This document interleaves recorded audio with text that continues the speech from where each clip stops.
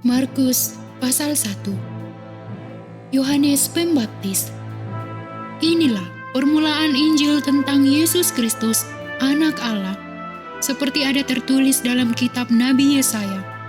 Lihatlah, aku menyuruh utusanku mendahului engkau, ia akan mempersiapkan jalan bagimu. Ada suara orang yang berseru-seru di padang gurun, persiapkanlah jalan untuk Tuhan, luruskanlah jalan baginya. Demikianlah Yohanes Pembaptis tampil di padang gurun dan menyerukan, bertobatlah dan berilah dirimu dibaptis dan Allah akan mengampuni dosamu. Lalu datanglah kepadanya orang-orang dari seluruh daerah Yudea dan semua penduduk Yerusalem, dan sambil mengaku dosanya, mereka dibaptis di sungai Yordan.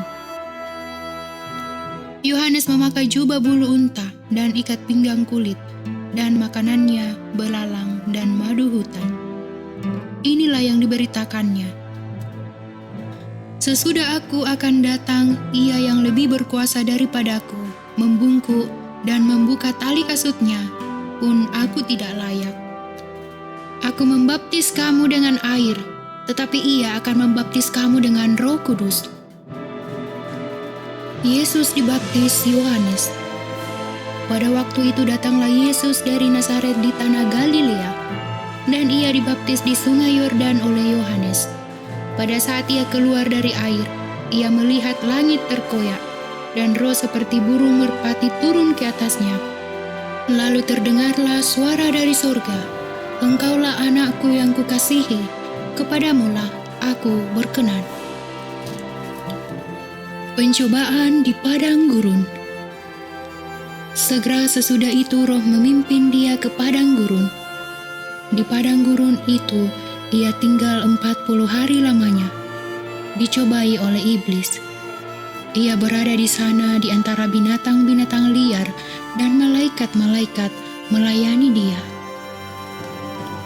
Yesus tampil di Galilea. Sesudah Yohanes ditangkap, datanglah Yesus ke Galilea memberitakan Injil Allah. Katanya, waktunya telah genap, kerajaan Allah sudah dekat, bertobatlah dan percayalah kepada Injil. Yesus memanggil murid-murid yang pertama. Ketika Yesus sedang berjalan menyusur danau Galilea, ia melihat Simon dan Andreas, saudara Simon. Mereka sedang menebarkan jala di danau, sebab mereka penjala ikan. Yesus berkata kepada mereka, "Mari, ikutlah aku dan kamu akan kujadikan penjala manusia." Lalu mereka pun segera meninggalkan jalannya dan mengikuti dia. Dan setelah Yesus meneruskan perjalanannya sedikit lagi, dilihatnya Yakobus, anak Zebedeus, dan Yohanes, saudaranya, sedang membereskan jala di dalam perahu. Yesus segera memanggil mereka, dan mereka meninggalkan ayahnya, Zebedeus, di dalam perahu bersama orang-orang upahannya, lalu mengikuti dia. Yesus dalam rumah ibadat di Kapernaum.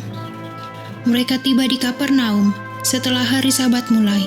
Yesus segera masuk ke dalam rumah ibadat dan mengajar.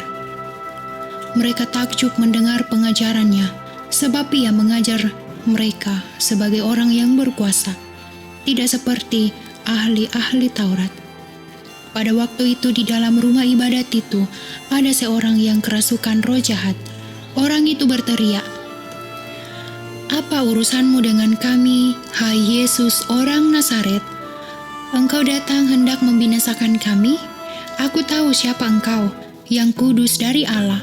Tetapi Yesus menghardiknya, katanya, "Diam, keluarlah daripadanya." Roh jahat itu menggoncang-goncang orang itu, dan sambil menjerit dengan suara nyaring, ia keluar daripadanya. Mereka semua takjub, sehingga mereka memperbincangkannya, katanya, "Apa ini? Suatu ajaran baru," ia berkata-kata dengan kuasa. Roh-roh jahat pun diperintahnya, dan mereka taat kepadanya. Lalu tersebarlah dengan cepat kabar tentang dia ke segala penjuru di seluruh Galilea. Yesus menyembuhkan ibu mertua Petrus dan orang-orang lain.